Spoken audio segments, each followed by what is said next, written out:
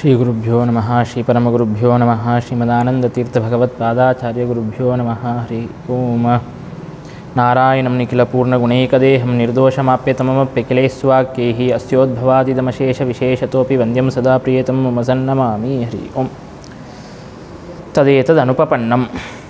ಹಿಂದಿನ ಭಾಗದಲ್ಲಿ ನಾವು ತತ್ರ ಏಕೇ ಸಮಾಧಾನಂ ಆಹುಹು ಎಂಬುದಾಗಿ, ಅಂದರೆ ಸೂತ್ರದಲ್ಲಿ ಉಕ್ತವಾದಂತಹ ಪ್ರಯೋಜನಾದಿಗಳನ್ನು ಶ್ರೋತೃ ಆದಂತಹ ಪುರುಷನು ಹೇಗೆ ಒಪ್ಪುತ್ತಾನೆ, ಅಲ್ಲಿ ಹೇಗೆ ಶ್ರದ್ಧೆಯನ್ನು ಮಾಡುತ್ತಾನೆ ಎಂಬುದಾಗಿ ಪ್ರಶ್ನೆ ಅಂತನ್ನೋದು ಬಂದಾಗ ಅಲ್ಲಿ ಕೆಲವರು ಈ ರೀತಿಯಾಗಿ ಉತ್ತರವನ್ನು ಕೊಟ್ಟಿದ್ದಾರೆ. ಆಪ್ತತ್ವ ನಿಶ್ಚಯವಿದೆ ಮತ್ತು ನಿಶ್ಚಯವಿಲ್ಲ ಅಂತನ್ನುವಂತಹ ಎರಡೂ ಪಕ್ಷಗಳಲ್ಲಿಯೂ ಕೂಡ ಸೂತ್ರದಲ್ಲಿ ಉಕ್ತವಾದಂತಹ ಪ್ರಯೋಜನಾದಿಗಳು ಉಪಪನ್ನವಾಗುತ್ತದೆ ಎಂಬುದಾಗಿ ಕೆಲವು ಜನ ಹೇಳುವಂತಹ ಉತ್ತರವನ್ನು ಅನುವಾದವನ್ನು ಮಾಡಿ ಅದು ಸರಿಯಲ್ಲ ಎಂಬುದಾಗಿ ಈಗ ಖಂಡನವನ್ನು ಮಾಡಿ ಟೀಕಾಕೃತ್ಪಾದರು ಉತ್ತರವನ್ನು ಹೇಳುತ್ತಾ ಇದ್ದಾರೆ.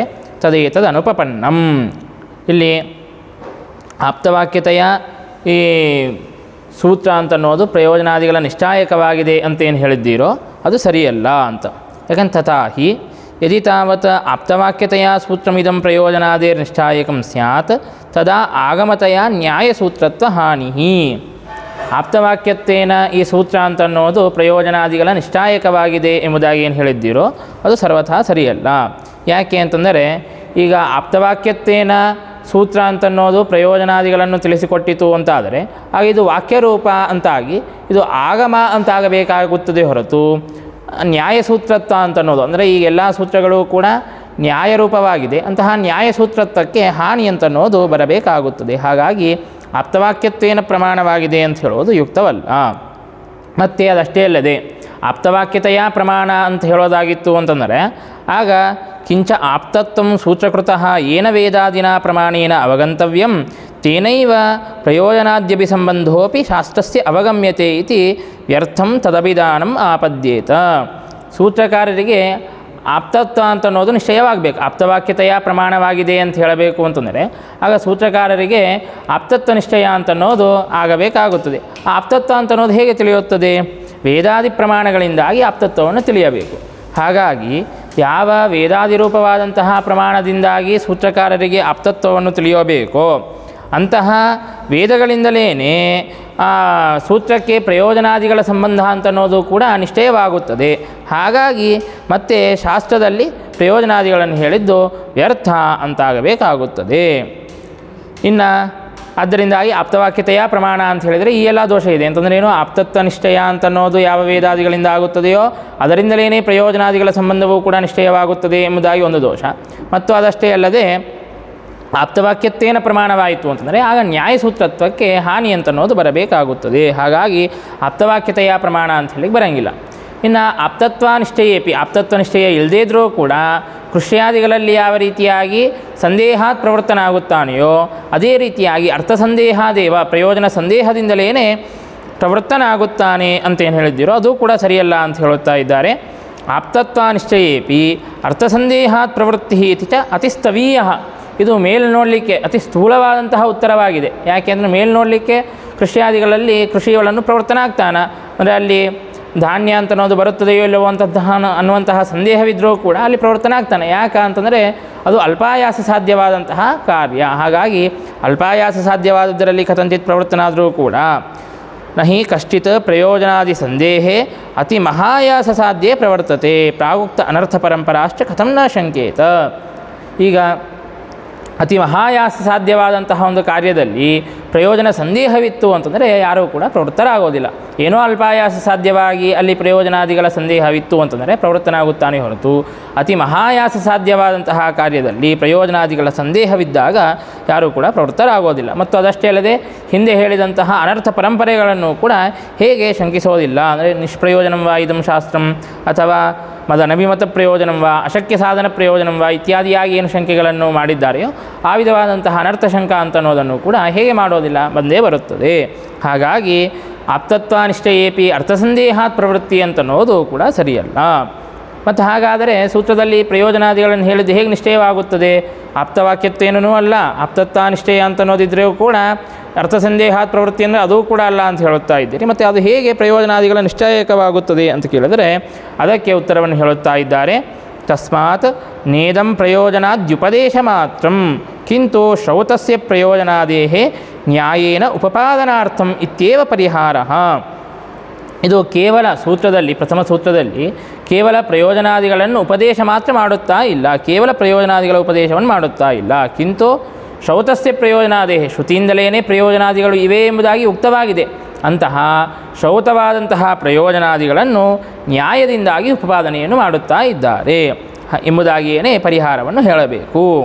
ಮತ್ತು ಹಾಗಾದರೆ ಇದು ಆಪ್ತವಾಕ್ಯತೆಯ ಪ್ರಮಾಣವಲ್ಲ, ಆಪ್ತವಾಕ್ಯತ್ವೇನ ಇಲ್ಲಿ ಪ್ರಯೋಜನಾದಿಗಳ ನಿಶ್ಚಯವನ್ನು ಮಾಡಿಸಿಕೊಡುತ್ತಾ ಇಲ್ಲ ಅಂತಾದರೆ, ಹಾಗಾದರೆ ಶ್ರೀಮದಾಚಾರ್ಯರು ಆಪ್ತವಾಕ್ಯತೆಯ ತೇನ ಶ್ರುತಿಮೂಲತೆಯ ತಥಾ ಯುಕ್ತಿಮೂಲತೆಯ ಚೈವ ಇತ್ಯಾದಿಯಾಗಿ ಅಲ್ಲಿ ಆಪ್ತವಾಕ್ಯತ್ವೇನ ಪ್ರಾಮಾಣ್ಯ ಅಂತ ಅನ್ನೋದಿದೆ ಎಂಬುದಾಗಿ ಸೂತ್ರಕಾರರಿಗೆ ಆಪ್ತತ್ವವನ್ನು ಉಪಪಾದನೆ ಮಾಡಿದ್ದಾರೆ. ಆ ಆಪ್ತತ್ವವನ್ನು ಯಾಕೆ ಉಪಪಾದನೆ ಮಾಡಿದ್ದಾರೆ? ಆಪ್ತವಾಕ್ಯತೆಯ ಪ್ರಮಾಣವಲ್ಲ ಅಂತಾದರೆ ಅಂತಂದರೆ ಅದಕ್ಕೆ ಉತ್ತರವನ್ನು ಹೇಳುತ್ತಾ ಇದ್ದಾರೆ.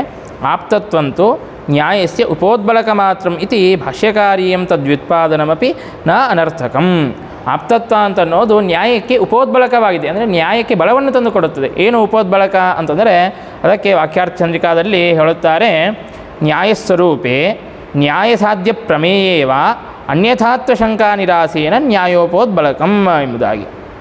ನ್ಯಾಯದ ಸ್ವರೂಪದಲ್ಲಿ, ಯುಕ್ತಿಯ ಸ್ವರೂಪದಲ್ಲಿ ಆಗಲಿ ಅಥವಾ ಯುಕ್ತಿಯಿಂದಾಗಿ ಪ್ರತಿಪಾದ್ಯವಾದಂತಹ ಅರ್ಥದಲ್ಲಿ ಆಗಲಿ ಅನ್ಯಥಾತ್ವ ಶಂಕ ಅಂತ ಅನ್ನೋದು ಬಂದಾಗ ಆ ಅನ್ಯಥಾತ್ವ ಶಂಕವನ್ನು ನಿರಾಸ ಮಾಡೋದರ ದ್ವಾರ ನ್ಯಾಯಕ್ಕೆ ಉಪೋದ್ಬಲಕವಾಗಿದೆ ಹೊರತು ಇದೇ ಆಪ್ತವಾಕ್ಯತ್ವೇನ ಪ್ರತಿಪಾದಕವಾಗಿದೆ ಅಂತನ್ನುವಂತಹ ಅಭಿಪ್ರಾಯದಿಂದಾಗಿ ಆಪ್ತತ್ವವನ್ನು ಉಪಪಾದನೆ ಮಾಡಿದ್ದಲ್ಲ ಎಂಬುದಾಗಿ.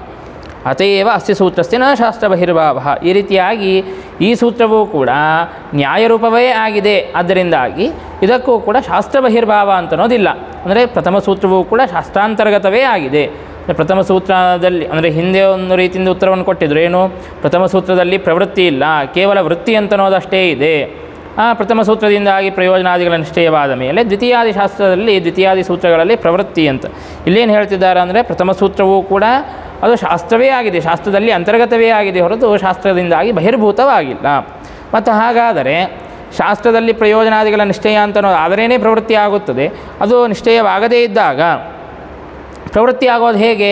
ಅದರಿಂದಾಗಿ ಪ್ರಥಮ ಸೂತ್ರ ರೂಪವಾದಂತಹ ಶಾಸ್ತ್ರದಿಂದಾಗಿ ಪ್ರಯೋಜನಾದಿಗಳ ನಿಶ್ಚಯವಾದರೆ ಆಗ ಪ್ರವೃತ್ತಿ ಆದರೆ ಆಗ ಪ್ರಯೋಜನಾದಿಗಳ ನಿಶ್ಚಯ ಎಂಬುದಾಗಿ ಅನ್ಯೋನ್ಯಾಶ್ರಯಾತ್ ಅಥವಾ ಅನವಸ್ಥಾದಿ ರೂಪವಾದಂತಹ ದೋಷ ಬರುತ್ತೆ. ಈ ಸೂತ್ರಕ್ಕೆ ಪ್ರಥಮ ಸೂತ್ರ ರೂಪವಾದಂತಹ ಶಾಸ್ತ್ರದಲ್ಲಿ ಪ್ರವೃತ್ತಿ ಆಗಬೇಕಂದ್ರೆ ಸೂತ್ರಾಂತರದಿಂದಾಗಿ ಪ್ರಯೋಜನಾದಿಗಳ ನಿಶ್ಚಯವಾಗಬೇಕಾಗುತ್ತದೆ. ಅಲ್ಲಿಯೂ ಕೂಡ ಪ್ರವೃತ್ತಿಗಾಗಿ ಮತ್ತೊಂದು ಸೂತ್ರವನ್ನು ರಚನೆ ಮಾಡಿದರೆ ಆಗ ಹೀಗೆ ಅನವಸ್ಥಾ ರೂಪವಾದಂತಹ ದೋಷ ಆದರೂ ಬರುತ್ತದೆಯಲ್ಲ ಅಂತ ಕೇಳಿದರೆ ಅದಕ್ಕೆ ಹೇಳುತ್ತಾ ಇದ್ದಾರೆ, ಅಧ್ಯಯನ ವಿದ್ಯಾದಿವತ್ ಅಸ್ಯಾಪಿ ಅತಏವ ಆರಂಭನೀಯತ್ವ ಸಿದ್ಧೇಹೇ ನ ಅನವಸ್ಥಾದಿ ದೋಷೋಪಿ ಎಂಬುದಾಗಿ.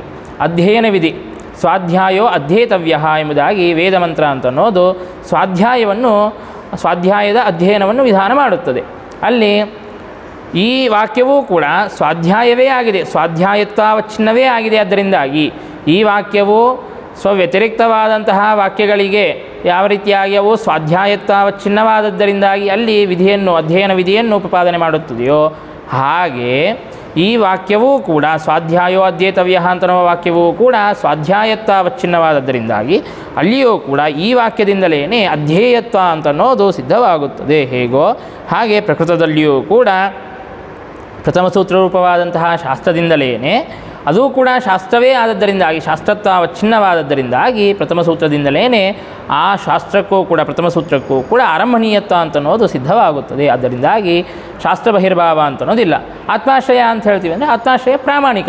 ಸ್ವಾಧ್ಯಾಯೋ ಅಧ್ಯೇತವ್ಯ ಅಂತನ್ನುವಲ್ಲಿ ಯಾವ ರೀತಿಯಾಗಿ ಆ ವಾಕ್ಯದಿಂದಲೇ ಸ್ವಾಧ್ಯಾಯತ್ವಾವಚ್ಛಿನ್ನವಾದದ್ದರಿಂದಾಗಿ ಆ ವಾಕ್ಯಕ್ಕೂ ಅಧ್ಯೇಯತ್ವ ಸಿದ್ಧವಾಗುವಂತೆ ಇಲ್ಲೂ ಕೂಡ ಪ್ರಥಮ ಸೂತ್ರದಿಂದಲೇ ಅದಕ್ಕೆ ಆರಂಭನೀಯತ್ವ ಅಂತನ್ನೋದು ಸಿದ್ಧವಾಗುತ್ತದೆ. ಆದ್ದರಿಂದಾಗಿ ದೋಷ ಅಂತನ್ನೋದು ಇಲ್ಲ ಎಂಬುದಾಗಿ ಉತ್ಪಾದನೆಯನ್ನು ಮಾಡಿದ್ದಾರೆ. ಪುನರಸ್ಯ ಸೂತ್ರಸ್ಯ ಪ್ರಸಂಗ. ಅದಕ್ಕೆ ಮತ್ತೆ ಮಧ್ಯೆ ಪ್ರಶ್ನೆಯನ್ನು ಮಾಡಿಕೊಳ್ಳುತ್ತಾ ಇದ್ದಾರೆ. ಈ ಸೂತ್ರಕ್ಕೆ ಪ್ರಸಂಗ ಅಂತನ್ನೋದು ಎಂತಹದ್ದು? ಇಲ್ಲಿ ಪ್ರಸಂಗ ಅಂತನ್ನೋ ಶಬ್ದಕ್ಕೆ ಪ್ರಸಂಜಕ ಎಂಬುದಾಗಿ ಅರ್ಥ. ಅದಕ್ಕೆ ಯಾದುಪತ್ಯದಲ್ಲಿ ಹೇಳುತ್ತಾರೆ ಪ್ರಸಂಗ ಶಬ್ದಕ್ಕೆ ಏನಂತ ಅರ್ಥ ಅಂತಂದರೆ ಪ್ರಸಜ್ಯತೆ ಅನೇನ ಇತಿ ವ್ಯುತ್ಪತ್ಯ ಪ್ರಸಂಜಕಂ ಉಚ್ಯತೆ. ಪ್ರಸಂಗ ಶಬ್ದದಿಂದಾಗಿ ಪ್ರಸಜ್ಯತೆ ಅನೇನ ಇತಿ ಪ್ರಸಂಗ ಎಂಬುದಾಗಿ ಕರಣವ್ಯುತ್ಪತ್ಯ ಪ್ರಸಂಗ ಶಬ್ದಕ್ಕೆ ಪ್ರಸಂಜಕವಾದದ್ದು ಅಂತಂದರೆ ಪುರುಷನನ್ನು ಯಾವುದು ಪ್ರವರ್ತನೆಗೊಳಿಸುತ್ತದೆಯೋ ಅಂತಹ ಪ್ರಸಂಜಕವಾದದ್ದು ಯಾವುದು ಅಂತ ಕೇಳಿದರೆ ಅದಕ್ಕೆ ಹೇಳುತ್ತಾ ಇದ್ದಾರೆ ಉಚ್ಯತೆ ಅಂದರೆ ಪ್ರಸಂಜಕವಾದಂತಹ ಸಂಶಯ ಪೂರ್ವಪಕ್ಷಾದಿಗಳು ಎಂಥದ್ದು, ಸಂಶಯ ಪೂರ್ವಪಕ್ಷಾದಿಗಳಿದ್ರೇ ಪ್ರವೃತ್ತಿ ಅಂತನ್ನೋದು ಉಪಪನ್ನವಾಗುತ್ತದೆ. ಅಂತಹ ಸಂಶಯ ಪೂರ್ವಪಕ್ಷಾದಿಗಳು ಕೀದೃಶವಾಗಿದೆ ಎಂಬುದಾಗಿ ಪ್ರಶ್ನೆಯನ್ನು ಮಾಡಿಕೊಂಡು ಉತ್ತರವನ್ನು ಕೊಡುತ್ತಾ ಇದ್ದಾರೆ. ಉಚ್ಯತೆ ಪ್ರಾರಿಪ್ಸಿತತೆಯಾ ಹಿ ಬುದ್ಧಿಸನ್ನಿಹಿತಂ ಶಾಸ್ತ್ರಂ ಸೂತ್ರಕಾರಸ್ಯ. ಈಗ ಸೂತ್ರಕಾರರಿಗೆ ಈ ಶಾಸ್ತ್ರ ಬ್ರಹ್ಮಮೀಮಾಂಸಾ ಶಾಸ್ತ್ರ ಅಂತನ್ನೋದು ಬುದ್ಧಿಸನ್ನಿಹಿತವಾಗಿದೆ. ಯಾಕೆ ಅಂತಂದರೆ ಪ್ರಾರಿಪ್ಸಿತವಾದದ್ದರಿಂದಾಗಿ, ಪ್ರಾರಂಭ ಮಾಡಲು ಇಷ್ಟವಾಗಿದೆ, ಆದ್ದರಿಂದಾಗಿ ಪ್ರಾರಿಪ್ಸಿತತೆಯ ಬುದ್ಧಿಸನ್ನಿಹಿತವಾಗಿದೆ ಶಾಸ್ತ್ರ. ಆ ಶಾಸ್ತ್ರದ ವಿಷಯದಲ್ಲಿ ತತ್ರ ಸಂಶಯ ಕಿಮಿದಂ ಆರಂಭಣೀಯಂ ನವ ಇತಿ. ಅಂತಹ ಶಾಸ್ತ್ರದ ವಿಷಯದಲ್ಲಿ ಸಂಶಯ ಅಂತನ್ನೋದಿದೆ. ಈ ಶಾಸ್ತ್ರವು ಆರಂಭಣೀಯವೋ ಅನಾರಂಭಣೀಯವೋ ಎಂಬುದಾಗಿ. ಯಾಕೆ ಅಂತಂದರೆ ಉಭಯ ವಿಧವಾದಂತಹ ವಾಕ್ಯಗಳು ಕೂಡ ಕಂಡಿದೆ ಎಂಬುದಾಗಿ ಉತ್ತರವನ್ನು ಕೊಡುತ್ತಾ ಇದ್ದಾರೆ.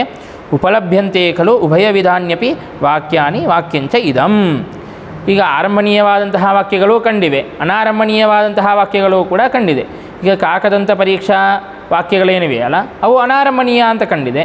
ಇನ್ನು ಇಷ್ಟಗೋಷ್ಠೀಪರವಾದಂತಹ ವಾಕ್ಯಗಳು ಅವು ಆರಂಭಣೀಯ ಅಂತ ಕಂಡಿದೆ. ಈ ರೀತಿಯಾಗಿ ವಾಕ್ಯತ್ವ ರೂಪವಾದಂತಹ ಧರ್ಮ ಅಂತನ್ನೋದು ಆರಂಭಣೀಯತ್ವ ಅನಾರಂಭಣೀಯತ್ವ ಉಭಯ ಸಹಚರಿತವಾಗಿ ಕಂಡಿದೆ.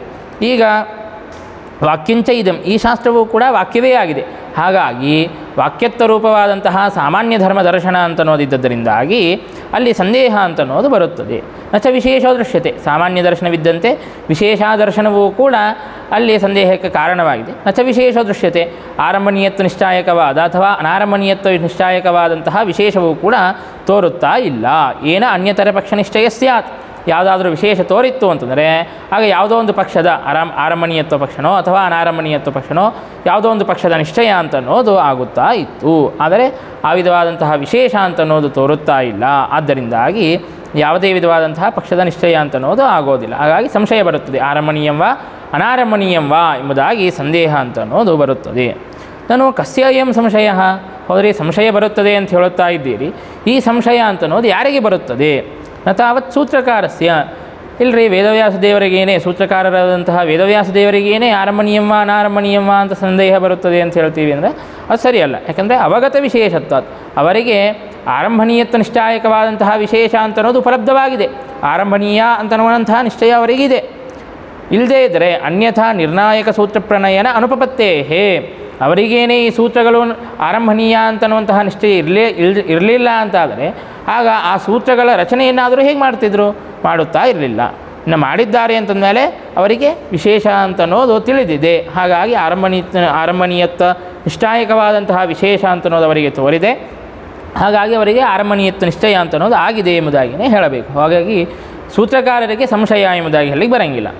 ನಾಪಿ ಪರಸ್ಯ, ಇಲ್ಲ ಸೂತ್ರಕಾರರಿಂದಾಗಿ ಇತರರಾದವರಿಗೆ ಸಂದೇಹ ಅಂತ ಹೇಳುತ್ತೇವೆ ಅಂತಂದರೆ ಅದು ಕೂಡ ಸರಿಯಲ್ಲ. ಯಾಕಂದ್ರೆ ಪರೇಣ ಅದ್ಯಾಪಿ ಶಾಸ್ತ್ರಸ್ಯ ಅನುಪಲಬ್ಧತ್ವಾತ್, ಈಗ ಪರರಿಗೆ ಸೂತ್ರಕಾರರಿಂದಾಗಿ ಇತರರಾದವರಿಗೆ ಇಂದೂ ಕೂಡ ಶಾಸ್ತ್ರ ಅಂತನ್ನೋದೇ ಇನ್ನೂ ಉಪಲಬ್ಧವಾಗಿಲ್ಲ.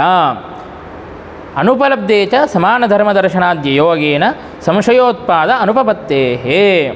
ಅನುಪಲಬ್ಧವಾದಂತಹ ವಸ್ತುವಿನಲ್ಲಿ ಯಾವುದು ಪುರೋವರ್ತಿಯಾದಂತಹ ವಸ್ತು ತೋರಿದರೆ ಅಲ್ಲಿ ಸಾಮಾನ್ಯ ಧರ್ಮ ದರ್ಶನ ವಿಶೇಷ ದರ್ಶನಗಳಿಂದಾಗಿ ಸಂದೇಹ ಅಂತನ್ನೋದು ಉತ್ಪನ್ನವಾಗುತ್ತದೆ. ದೂರದಲ್ಲಿ ಒಂದು ದೀರ್ಘವಾದಂತಹ ಒಂದು ವಸ್ತು ಕಂಡರೆ ಆಗ ಅಲ್ಲಿ ಊರ್ಧ್ವತಾರೂಪವಾದಂತಹ ಸಾಮಾನ್ಯ ಧರ್ಮ ದರ್ಶನ ಇದ್ದದ್ದರಿಂದಾಗಿ ಮನುಷ್ಯೋವ ಅಥವಾ ಇದು ಸ್ಥಾನುರ್ವ ಪುರುಷೋವ ಎಂಬುದಾಗಿ ಸಂದೇಹ ಅಂತನ್ನೋದು ಬರಲು ಸಾಧ್ಯವಾಗಿದೆ. ಅಲ್ಲಿ ಊರ್ಧ್ವತಾರೂಪವಾದಂತಹ ಸಾಮಾನ್ಯ ಧರ್ಮ ದರ್ಶನ ಇದೆ ಮತ್ತು ಕರಚರಣಾದಿ ರೂಪವಾದಂತಹ ಅಥವಾ ವಕ್ರಕೋಟರಾದಿ ರೂಪವಾದಂತಹ ವಿಶೇಷ ದರ್ಶನ ಅಂತನ್ನೋದಿಲ್ಲ. ಹಾಗಾಗಿ ಸ್ಥಾನುರ್ವ ಪುರುಷೋವ ಎಂಬುದಾಗಿ ಸಂದೇಹ ಅಂತನ್ನೋದು ಬರುತ್ತದೆ. ಆದರೆ ಪ್ರಕೃತದಲ್ಲಿ ಆ ಊರ್ಧ್ವತಾ ವಿಶಿಷ್ಟವಾದಂತಹ ಧರ್ಮಿ ಪುರೋವರ್ತಿಯಾದಂತಹ ವಸ್ತುನೇ ತೋರಲಿಲ್ಲ ಅಂತಾದರೆ, ಪುರತಃ ಒಂದು ದೂರದಲ್ಲಿ ಒಂದು ವಸ್ತು ದೀರ್ಘಾಕಾರವಾದಂತಹ ಒಂದು ವಸ್ತು ತೋರಿದರೆ ಅಲ್ಲಿ ಸಾಮಾನ್ಯ ಧರ್ಮ ದರ್ಶನ ಆಗಿ ಸಂದೇಹ ಬರಲಿಕ್ಕೆ ಸಾಧ್ಯತೆ ಇದೆ. ಯಾವ ಧರ್ಮಿನೇ ತೋರಲಿಲ್ಲ ಅಂತಾದರೆ ಆಗ ಅಲ್ಲಿ ಸಾಮಾನ್ಯ ಧರ್ಮ ದರ್ಶನಾದಿಗಳು ಹೇಗೆ ಉತ್ಪನ್ನವಾಗುತ್ತದೆ? ಆಗೋದಿಲ್ಲ. ಹಾಗಾಗಿ ಪರರಿಗೆ ಇನ್ನೂ ಶಾಸ್ತ್ರವೇ ತೋರಿಲ್ಲ. ಹಾಗಾಗಿ ಅನುಪಲಬ್ಧವಾದಂತಹ ಶಾಸ್ತ್ರದಲ್ಲಿ ಆರಂಭಣೀಯತ್ವ ಅನಾರಂಭಣೀಯತ್ವ ಕೋಟಿಕವಾದಂತಹ ಸಂಶಯ ಅಂತನ್ನೋದು ಹೇಗೆ ಬರಲು ಸಾಧ್ಯವಿದೆ? ಆದ್ದರಿಂದಾಗಿ ಅನುಪಲಬ್ಧೇ ಚ ಧರ್ಮಿಣಿ ಅನುಪಲಬ್ಧೇ ಚ ಸಮಾನ ಧರ್ಮದರ್ಶನಾದ್ಯಯೋಗೇನ ಸಂಶಯೋತ್ಪಾದ ಅನುಪಪತ್ತೇ. ಸಂಶಯ ಅಂತನ್ನೋದು ಬೇರೆಯವರಿಗೂ ಕೂಡ ಉತ್ಪನ್ನವಾಗೋದಿಲ್ಲ. ಹೀಗೆ ಸಂಶಯನೇ ಬರಂಗಿಲ್ಲ ಅಂತಂದಮೇಲೆ ಆ ಪ್ರಸಂಜಕವಾದಂತಹ ಸಂಶಯನೇ ಇಲ್ಲದೇ ಇರುವಾಗ ಪ್ರವೃತ್ತಿ ಅಂತನ್ನೋದು ಸೂತ್ರದಲ್ಲಿ ಹೇಗಾಗುತ್ತದೆ ಅಂತ ಕೇಳಿದರೆ ಅದಕ್ಕೆ ಹೇಳುತ್ತಾ ಇದ್ದಾರೆ. ಮೈವಂ ಯದಿ ಇದಂ ಶಾಸ್ತ್ರಂ ಪರೇಣ ಉಪಲಭ್ಯೇತ ತದಾ ಉಕ್ತಸಂದೇಹಕಾರಣೋಪಪತ್ತೋ ಪ್ರಯೋಜನಾರ್ಥಿತ್ವೇನ ವಿಶೇಷಸ್ಮೃತಿಮತ ಏವಂ ಸಂದಿಹ್ಯೇತ ಇತಿ ಸೂತ್ರಕೃತಃ ಏವ ಪರಕೀಯ ಸಂಭಾವಿತ ಸಂಶಯಾಹರಣೋಪಪತ್ತೇಃ. ಅದಕ್ಕೆ ಹೇಳುತ್ತಾ ಇದ್ದಾರೆ, ಹೌದು ನೀವು ಹೇಳಿದ್ದು ಸರಿ. ಅಂದರೆ ಸೂತ್ರಕಾರರಿಗೆ ಸಂದೇಹ ಬರಲಿಕ್ಕೆ ಸಾಧ್ಯ ಇಲ್ಲ, ಯಾಕೆಂದರೆ ಅವರಿಗೆ ಅವಗತ ವಿಶೇಷತ್ವಾತ್. ಇನ್ನು ಪರರಿಗೆ ಅಂತ ಹೇಳ್ತೀವಿ ಅಂದರೆ ಪರರಿಗೆ ಇನ್ನೂ ಶಾಸ್ತ್ರವೇ ತೋರಿಲ್ಲ. ಹಾಗಿದ್ದರೂ ಕೂಡ ಪರರಿಗೆ ಸಂದೇಹ ಅಂತನ್ನೋದು ಈಗ ಬರದೇ ಇದ್ದರೂ ಕೂಡ ಶಾಸ್ತ್ರವನ್ನು ರಚನೆ ಮಾಡಿದ ಮೇಲೆ ಅವರು ಶಾಸ್ತ್ರವನ್ನು ನೋಡಿದರು ಅಂತಾದರೆ ಆಗ ಅವರಿಗೆ ಸಂದೇಹ ಅಂತನ್ನೋದು ಬರುತ್ತದೆ. ಆ ಸಂದೇಹವನ್ನು ಪರಿಹಾರ ಮಾಡೋದಕ್ಕಾಗಿ ಆರಂಭನೀಯತ್ವ ನಿಷ್ಠಾಯಕವಾದಂತಹ ಪ್ರಯೋಜನಾದಿಗಳನ್ನು ಸೂತ್ರದಲ್ಲಿ ಹೇಳಬೇಕು. ಏನಾಯಿತು ಅಂದರೆ ಪರರಿಗೆ ಏನು ಸಂಭಾವಿತವಾದಂತಹ ಸಂದೇಹಾದಿಗಳಿವೆಯೋ ಆ ಸಂದೇಹಾದಿಗಳನ್ನೇ ಸೂತ್ರಕಾರರು ತಮ್ಮಲ್ಲಿ ಆಹರಣೆ ಮಾಡಿಕೊಂಡು ಅದರ ನಿವೃತ್ತಿಗಾಗಿ ಪ್ರಯೋಜನಾದಿಗಳನ್ನು ಹೇಳುತ್ತಾ ಇದ್ದಾರೆ. ಅಂದರೆ ಯದ್ಯಪಿ ಪರರಿಗೆ ಈಗ ಸಂದೇಹ ಬರದೇ ಇದ್ದರೂ ಕೂಡ ಮುಂದೆ ಸಂದೇಹ ಅಂತನ್ನೋದು ಶಾಸ್ತ್ರ ಯಾವಾಗ ಉಪಲಬ್ಧವಾಗುತ್ತದೆಯೋ ಹಾಗೆ ಅವರಿಗೆ ಸಂದೇಹ ಅಂತನ್ನೋದು ಸಂದೇಹಕ್ಕೆ ಅವಕಾಶವಿದೆ. ಆದ್ದರಿಂದಾಗಿ ಆಗ ಸಂದೇಹ ಕಾರಣ ಎಲ್ಲವೂ ಕೂಡ ಉತ್ಪನ್ನವಾಗುತ್ತದೆ. ಧರ್ಮಿದರ್ಶನ, ಸಾಮಾನ್ಯ ಧರ್ಮದರ್ಶನ, ವಿಶೇಷಾದರ್ಶನ ಇತ್ಯಾದಿ ರೂಪವಾದಂತಹ ಸಂದೇಹ ಕಾರಣ ಅಂತನ್ನೋದು ಉಪಪನ್ನವಾಗುತ್ತದೆ. ಆದ್ದರಿಂದಾಗಿ ಅಲ್ಲಿ ಅವನಿಗೆ ಸಂದೇಹ ಅಂತನ್ನೋದು ಬಂದಾಗ ಅದರ ಪರಿಹಾರಕ್ಕಾಗಿ ಎಂಬುದಾಗಿ ಪರಕೀಯ ಸಂಭಾವಿತವಾದಂತಹ ಪರರಿಗೆ ಸಂಭಾವಿತವಾದಂತಹ ಸಂಶಯವನ್ನು ತಮ್ಮಲ್ಲಿ ಆಹರಣ ಮಾಡಿಕೊಂಡು ಆ ಸಂದೇಹವನ್ನು ಪರಿಹಾರ ಮಾಡೋದಕ್ಕಾಗಿ ಪ್ರಯೋಜನಾದಿಗಳನ್ನು ಹೇಳುತ್ತಾ ಇದ್ದಾರೆ. ಹಾಗಾಗಿ ಸಂದೇಹನೇ ಬರಂಗಿಲ್ಲ ಅಂತಂದರೆ ಪರರಿಗೆ ಸಂಭಾವಿತವಾದಂತಹ ಮುಂದೆ ಪರರಿಗೆ ಸಂಭಾವಿತವಾದಂತಹ ಸಂಶಯವನ್ನು ತಮ್ಮಲ್ಲಿ ಆಹರಣ ಮಾಡಿಕೊಂಡು ಉತ್ತರವನ್ನು ಕೊಡುತ್ತಾ ಇದ್ದಾರೆ. ಆರಂಭನೀಯತ್ವ ನಿಷ್ಠಾಯಕವಾದಂತಹ ಪ್ರಯೋಜನಾದಿಗಳನ್ನು ಹೇಳುತ್ತಾ ಇದ್ದಾರೆ. ಹಾಗಾಗಿ ಯಾವುದೇ ವಿಧವಾದಂತಹ ದೋಷ ಅಂತನ್ನೋದು ಇಲ್ಲ ಎಂಬುದಾಗಿ ತಿಳಿಯಬೇಕು. ಇನ್ನು ಮುಂದಿನ ವಿಷಯವನ್ನು ಮುಂದಿನ ಭಾಗದಲ್ಲಿ ತಿಳಿಯೋಣ ಎಂಬುದಾಗಿ ಹೇಳುತ್ತಾ ಭಾರತೀಯ ರಮಣ ಮುಖ್ಯ ಪ್ರಾಣಾಂತರ್ಗತ ಶ್ರೀಕೃಷ್ಣ ಅರ್ಪಣಮಸ್ತು.